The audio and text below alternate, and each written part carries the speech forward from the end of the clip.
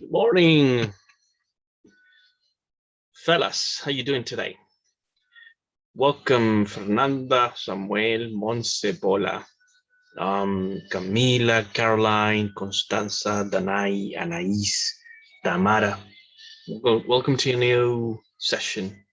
In the last meeting, we were discussing about short stories, different in this case elements, characteristic of short stories in general.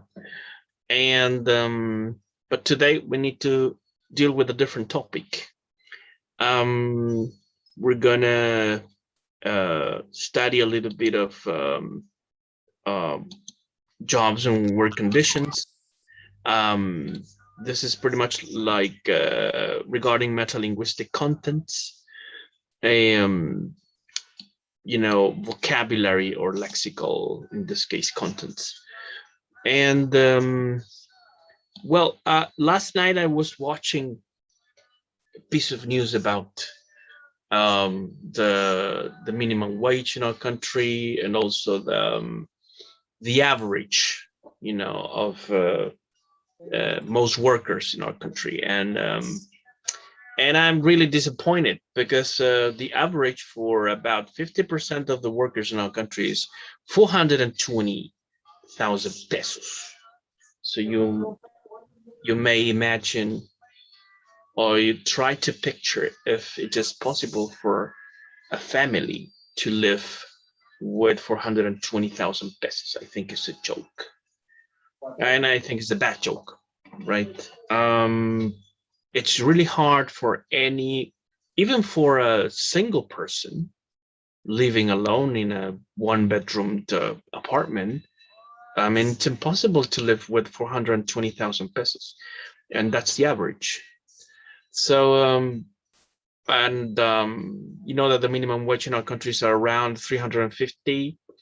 If you can correct me if you want, 350,000 pesos, and I think it's unacceptable. It's unacceptable.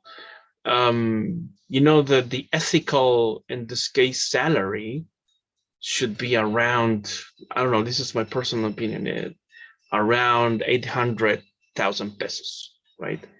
A single person can live decently with 800,000 pesos. You can pay the rent, you can eat, you can pay the bills, you can save money, and you can have maybe like a decent account with some money to travel, go on holidays, and live a decent life. But for many entrepreneurs, and more than entrepreneurs, for big corporations, I think this is a big issue. I mean, it's not possible for them. Now, and I'm going to be the devil's advocate. There are companies in our country in which you can start earning decent money, let's say around 800,000. I had a friend who studied, in this case, engineering. He's an IT, information technology engineer, and he started earning 1,200,000 pesos. He started his career as an engineer, in this case, a coder, programmer. He started earning 1,200,000 pesos, and he was like about 26 years old. There are companies who pay good money. It depends on the field. It depends on, but that's an exception. A lot of people working in the retail companies, they earn just a little money. Some technicians, start their careers, young people earning 500,000 pesos, 600,000, if that's possible. But it's not the case for everybody. I mean, there are people with, a lot of people say, it depends on the training. Yeah, but I mean, dignity doesn't depend on training. Dignity depends on on the laws and the political, in this case, the political spectrum. You know, if the politicians in this case they reach agreements regarding the minimum wage, it could perfectly, we could perfectly reach the, in this case, the basement, and reach the 500,000 pesos minimum wage, and then it could progressively grow in time. But there's no political will in this case or political agreement. So, in the first countries, developed countries or industrialized countries, this is not an issue. I mean, it might be an issue in the US because they are still fighting for a $15 the hour, the minimum wage, the hour, $15. So it's a big issue, this topic about jobs and work conditions.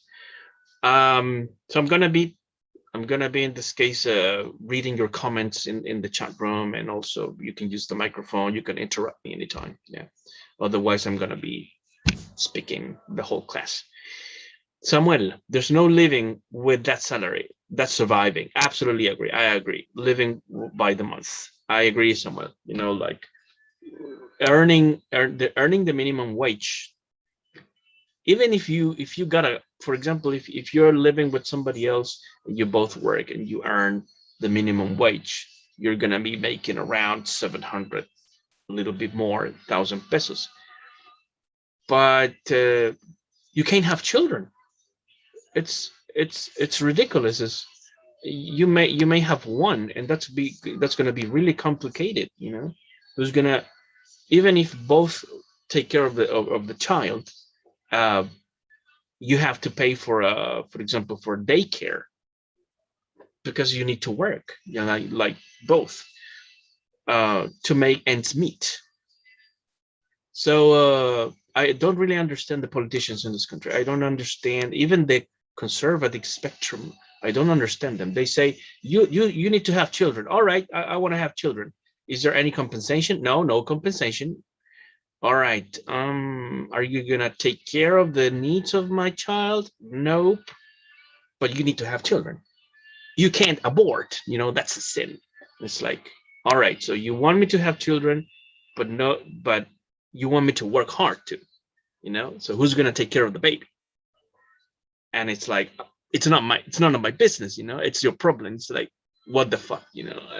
I don't understand that this kind of in this case argument. Teacher, Yes, sir. they usually have this excuse about the inflation. They say if we get better salaries, the inflation is gonna destroy the economy. But then again, you get to see that most of the conservative people, politicians that have a lot of money, usually have between 4 to even 9 kids, and they are okay with it. They can do it, but it's like the nerve.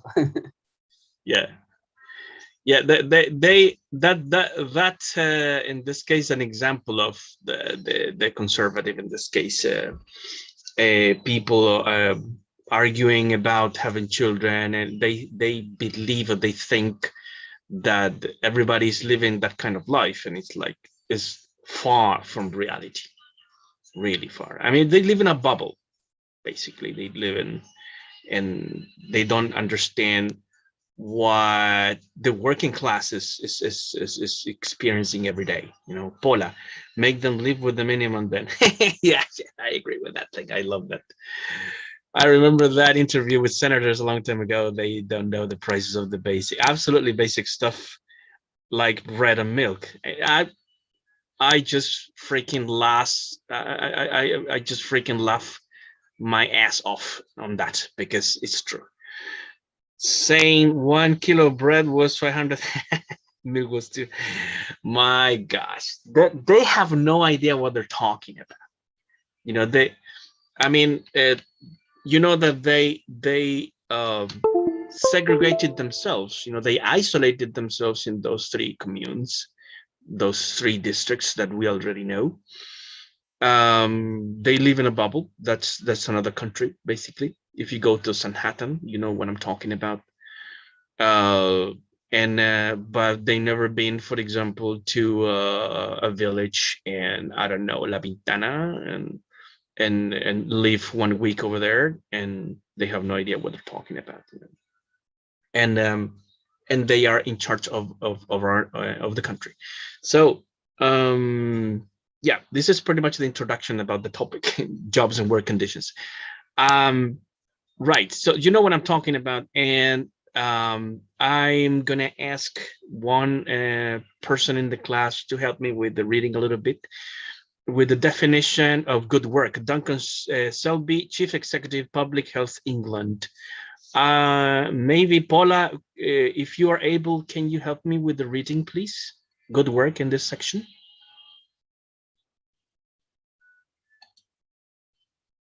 One sec, no problem.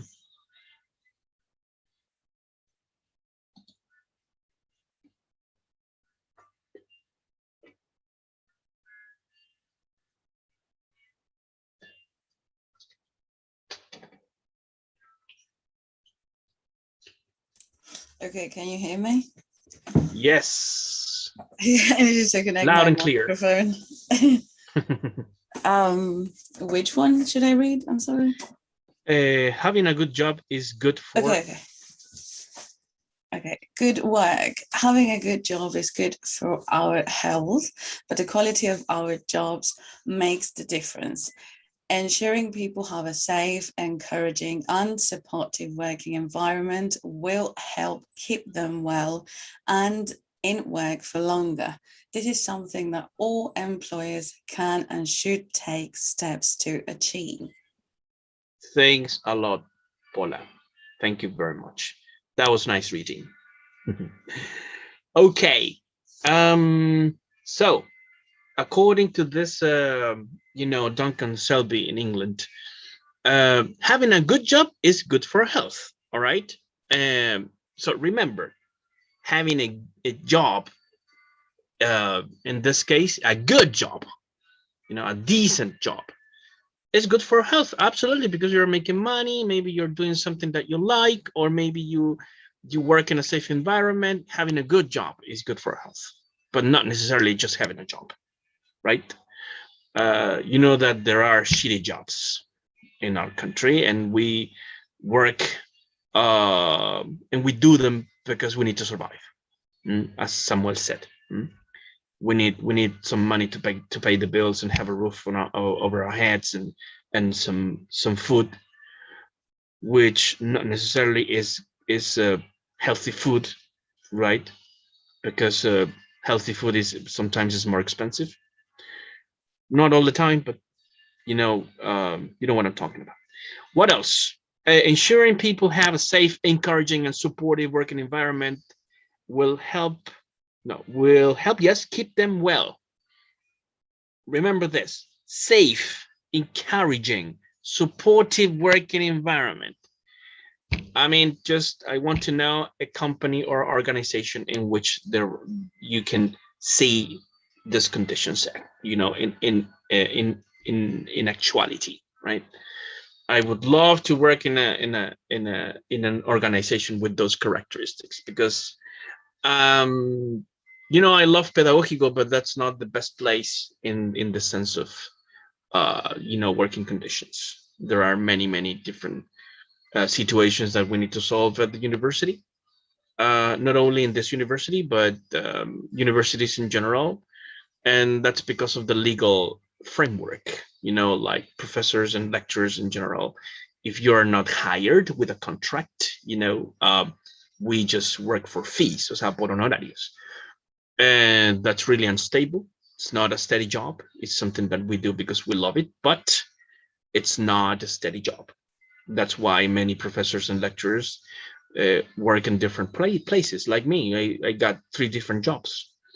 If I don't have 3 jobs, I can't survive. I can't pay the bills. I can't raise a kid because I got 1 kid. and I can't have more kids because I don't have the money to raise more kids, right?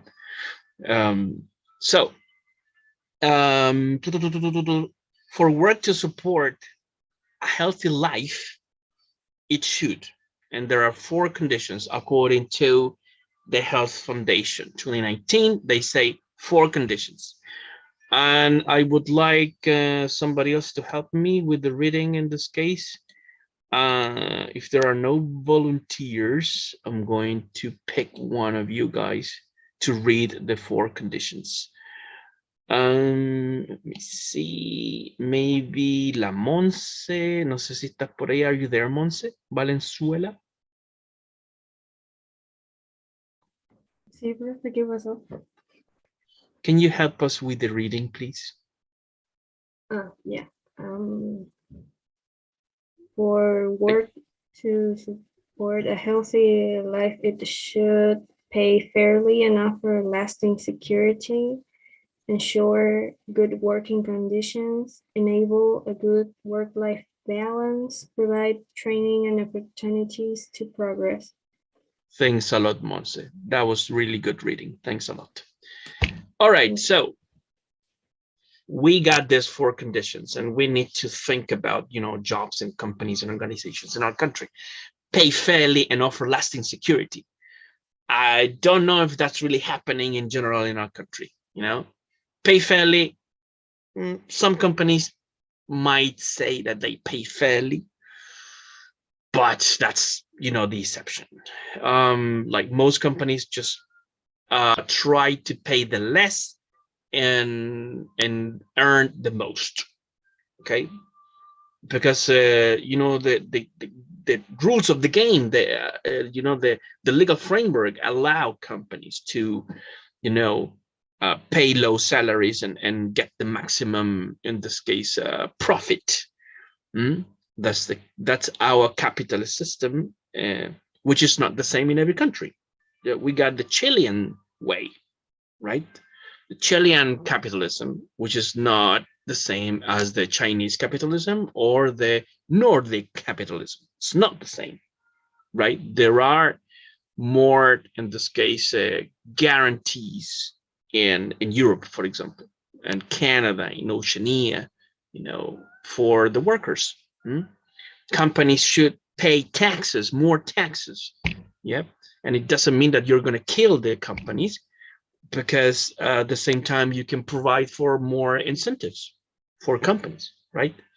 The state, of course, is an in this case an organism, an element, an organ which is made by the people, and with in this case good policies, of course we can achieve a success in the economic field, but at the same time in the social field, right?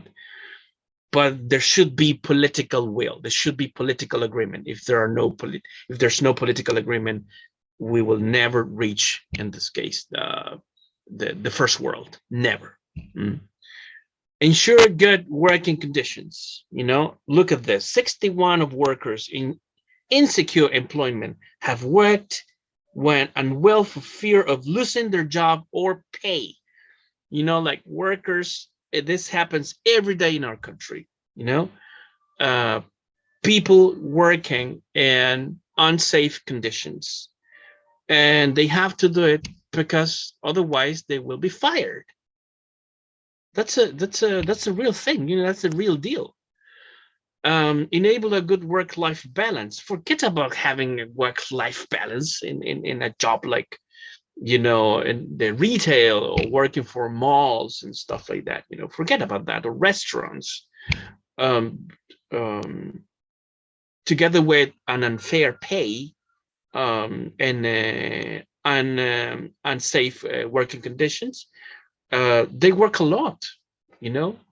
People in general work a lot in our country, and some politicians, or some, in this case, I don't know, presidents of unions of companies, they say that Chileans are, in this case,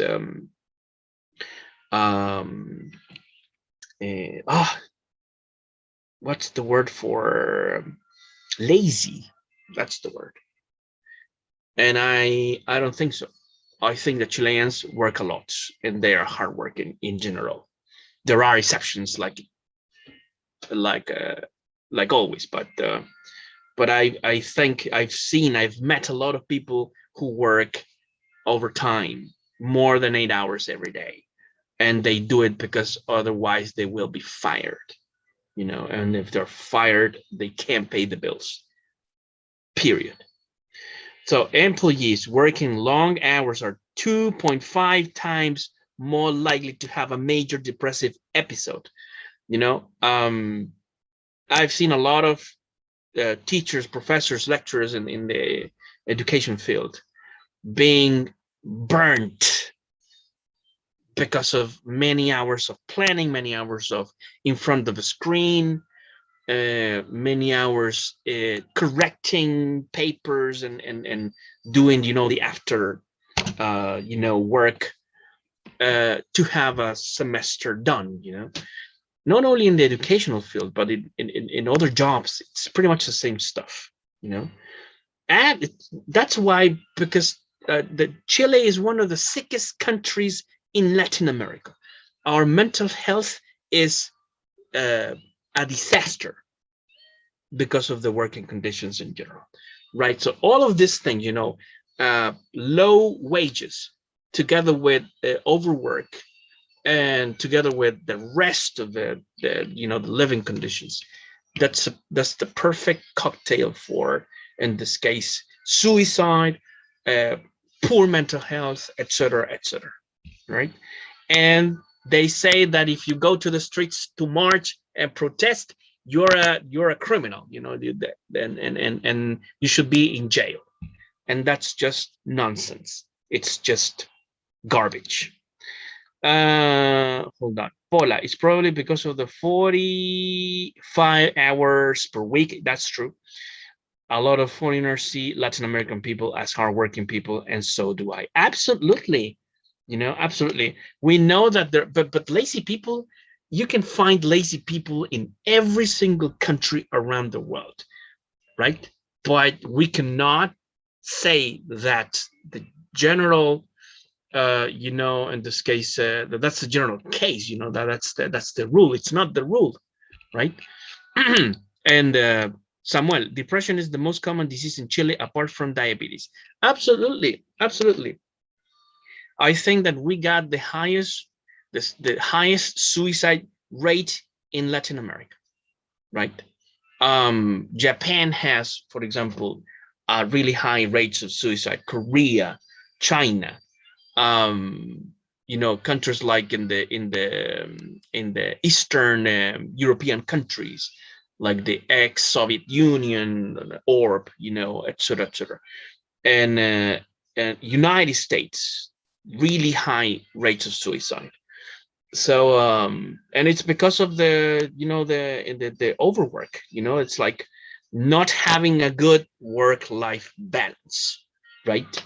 So when I see people just quitting jobs and then just going to hell because sending everybody and everything to hell, I understand. I don't judge them, and it's because they need some um peace of mind. I mean, some mind, sorry, some peace in their minds, right? What else? Provide training and opportunities to progress. This is key. Like uh I guess that everybody agrees that if people are well trained, and I'm talking about teachers, talking about engineers, talking about the people who in the cleaning companies, everybody has opportunities to be trained, to grow, to progress. Like, that's gonna be, in this case, that's gonna be a source of happiness, right? Um, no more. I know that more training sometimes means more in this case, more money. Not all the time, but most of the time, a well-trained person can make more money, right? It says work training can make people happier at work and lead to higher levels of personal well-being. That's true. And But the point is that who's going to provide the training? Are the companies providing for that training? Is the state or the government in turn providing that training? Or are people themselves paying for that training? And normally the rule is that, okay, you want to study, you pay for it. You're gonna take like an additional course, an additional training for something, you pay for it. And it's like, we pay for freaking pretty much everything, and that's the point. Nobody in our country, at least, there are a few companies who, in this case, take responsibility for the training of the workers, right?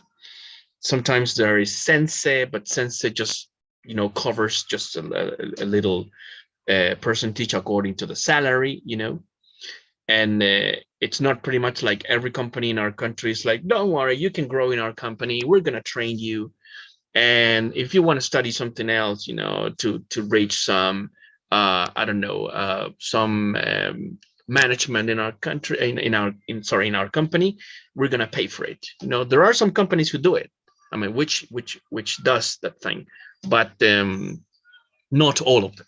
Not all of them. It's not the rule, actually. It's a bullshit. Yeah, that's true. Uh, so, well, that's our reality. I mean, I would like to sound a little bit more positive about that, but you know what? It's the rule is, people in this case struggling every day to make ends meet. In my case, I had to study and work, all the time.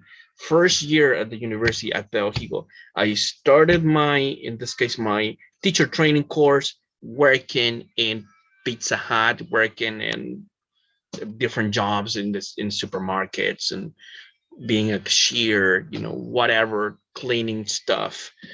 And that happened at 5 years in the university. And after that, to get my master degree, it happened exactly the same thing. I have never stopped working and studying. Now I can say that I'm just working and making some money. But before that, it was just a hard way. And I don't think that's the only way. I don't believe in that. I don't buy that shit. I think that people, if you want to study, only study, or if you want to work, just work, but not doing both things. And if you're going to study and work, somebody has to pay for it, but not us. But well, that's my just my personal opinion. Okay, what else? What time is it? Yeah, we still have some 12 minutes. Regarding this case, vocabulary and applied grammar. Uh, we got some, in this case, work and employment vocabulary in general, like, for example, words like application, background, bonus, employee, trainee, hire, interview, make redundant, notice, and overtime. All right. And also we got expressions and phrases to use at work in this case. Like, for example, crunch the numbers, put something off, take off, people person, eager beaver, hold the fort, golden handshake, walking paper, cash cow, and have a lot on your plate. All right. So maybe some of those, in this case, words, but some of them maybe are unknown. So let's start with this section here, application and background. So normally, an application is, today I've seen a lot of digital, or web pages to apply for jobs. So an application might be physical, paper, or paper-based, or in this case, internet-based, filling in, qualification, skills, experience, and stuff like that. I have applied jobs before, only on a digital environment, right? And I submit my resume and stuff like that with some, credentials and copies of my diplomas and stuff like that. but it's been digital, especially in the pandemic. Background in this case, normally in the resume or curriculum vitae, or in the digital applications, the background is the person's education, qualifications, and work experience. Right. One stupid thing that I always notice, especially in the in Uptown, I remember that I was asked, they asked you for the school you studied. And it's like, yeah, I mean, where did you study? The university? Yeah, UMSE, stuff like that. Yeah, but high school. And it's like, dude, nobody knows my high school, And it's like, I don't understand some people uptown asking for, did you study at Verbo Divino? Did you study at Sagrado Corazon? Did you study at I don't know, some school, St. George, and that kind of thing? And it's like, I mean, who cares about that? And they say we care, and uh, I don't know what that means. Well, I know what that means. It means that maybe you belong to the circle, right? You're not an outsider, and I think that's just bullshit. What else? Bonus money added to someone's wages. Yeah, extra money because of any reason. Extra money. Normally, the teachers in high school and in primary school, they get some bonuses because of some agreements, some or because maybe the school has this excellence, extra grants, subsidies, and stuff like that. And then the extra money goes to in this case, to the payrolls, and stuff like that. What else? Employees, someone who's paid to work for somebody. Yeah, that trainee, somebody who's training, practicing skills in a particular job, hiring, contratar, interview, the job interview in general. I remember that, yeah, many times I was interviewed in Spanish, and I was expecting, people in schools to interview, in this case, me in English, but uh, and sometimes other teachers, like, it depends if they have an English department in the school. If they have an English department, normally they send the head of the department to interview the candidates or the applicants in English. And but many times, nobody was available to speak in English, so the interview was in Spanish. What else? To make redundant, normally when you fire people, where you're made redundant in some place, when you're fired or dismissed. What else? Notice. Oh yeah, the notice in this case can be like advance warning of intention. Yeah, when you want to resign, you need to send a notice like at least 30 days before. You can quit anytime anyway. I've done it before, but the formal, procedure is to send a notice. Overtime, work more than the number of hours. This is a common thing in our country. A lot of people working overtime every day. Sometimes they're paid, extra money for working overtime. Sometimes they are not paid overtime. That's really sad. Article 22 in that case is kind of tricky, because people working with Artículo 22, when they sign that contract, firstly, they should pay really good money. Otherwise, it's not worth it, But the point is that the schedule, the timetable is kind of messy, Sometimes they might work at home, but like home office, but sometimes they have to stay, and work overtime. Because of the pandemic, that happens at home. But that like home office can be at the same time really crazy, because you have no personal life, Like right now, for example, I'm in my bedroom, and well, my wife is studying right now, so she's not here. But sometimes my daughter is here. Sometimes I have breakfast in here in the same place in my desk. I had to buy a desk, new equipment and stuff like that. So my office and my classroom is my bedroom. And stuff like that. I can't use because we share spaces with more people in this home. So it's not the best condition to work. Anyway, I'm buying an apartment really really soon, so maybe the classes in December will be from my new apartment. I'm gonna let you know. And that's it regarding work and employment vocabulary. Okay. Any questions about this guy? Any questions about the vocabulary? Any comments? No questions? I have a question. Go ahead, please. What is the difference between application and background? Because in Chile, those two things are like together in the CV, or not?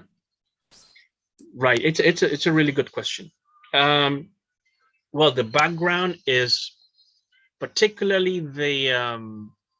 in this case, some personal information. Here the definition says person's education, qualifications, and work experience. Everything is related exclusively to education and work experience. That's pretty much the background according to this definition, right?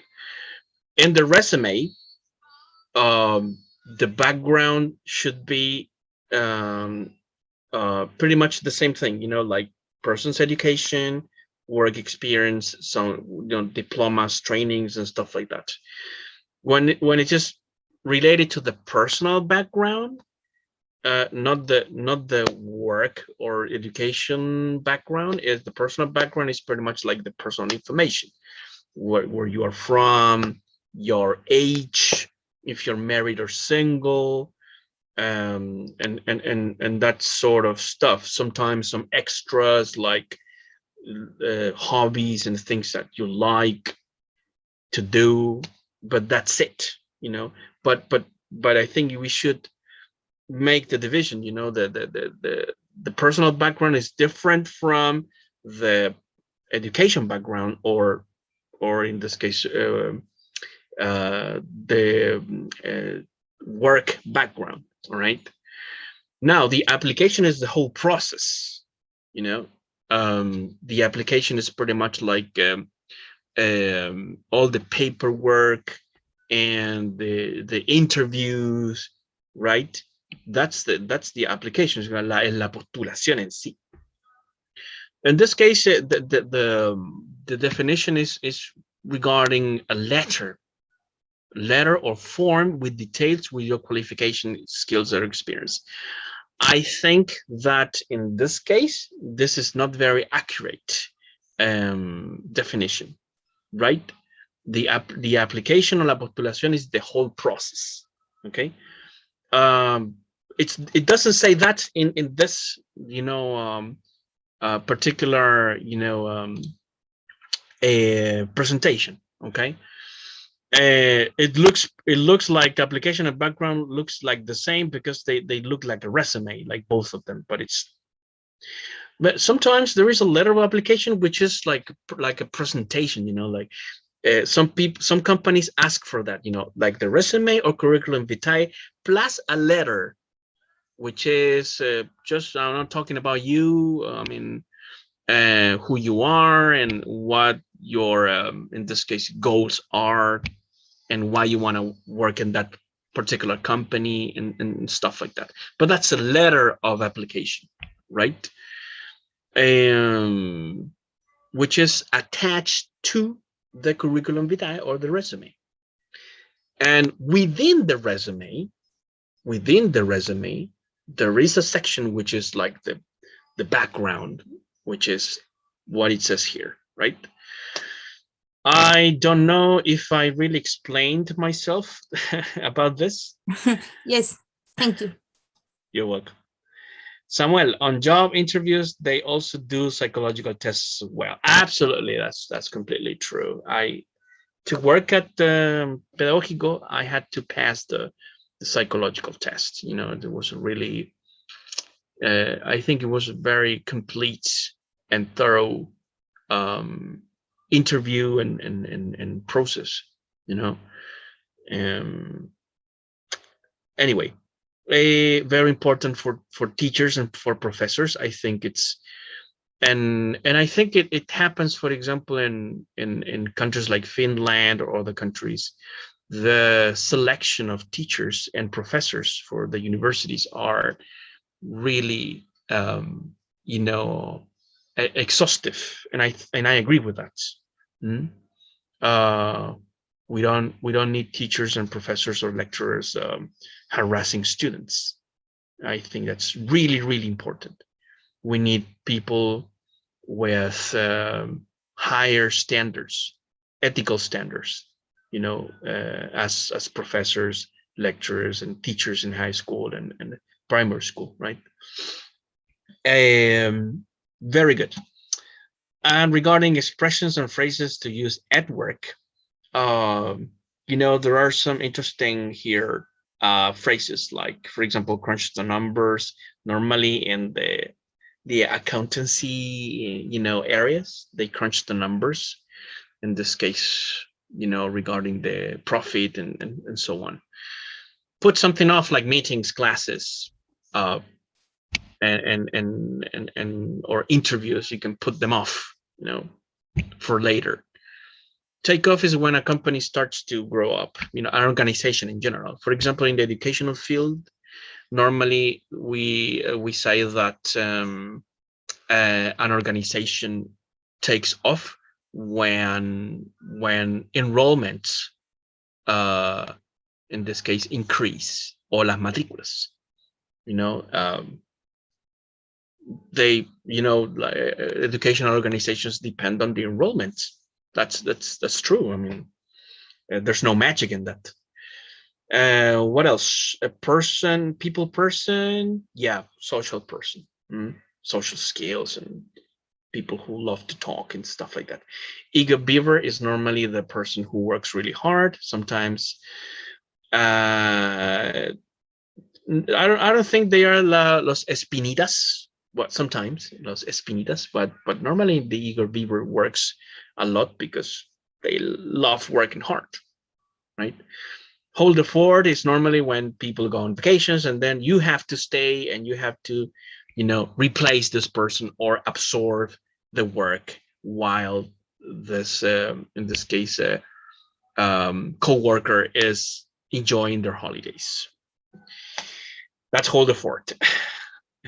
Golden handshake, especially when some companies, when they want to fire somebody, but that person was like a manager, stuff like that, they give them the golden handshake, like, please leave, but we give you some money.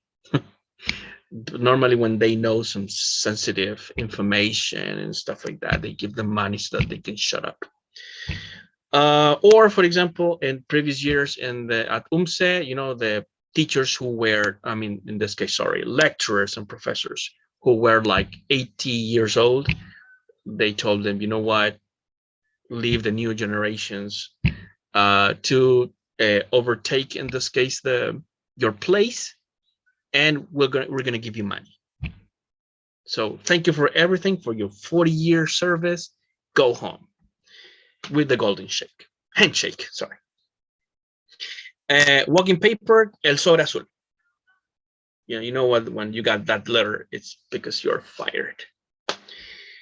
Not really nice. Cash cow, normally el caballito de batalla. In every organization, company, they have this caballito de batalla, who service or product who sells the most. Which sells the most? It's a service. It's not a person. It's a product.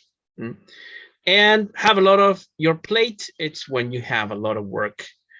You got your desk full of and stacks of paper or things to correct in case of teachers and professors. and stuff like that. So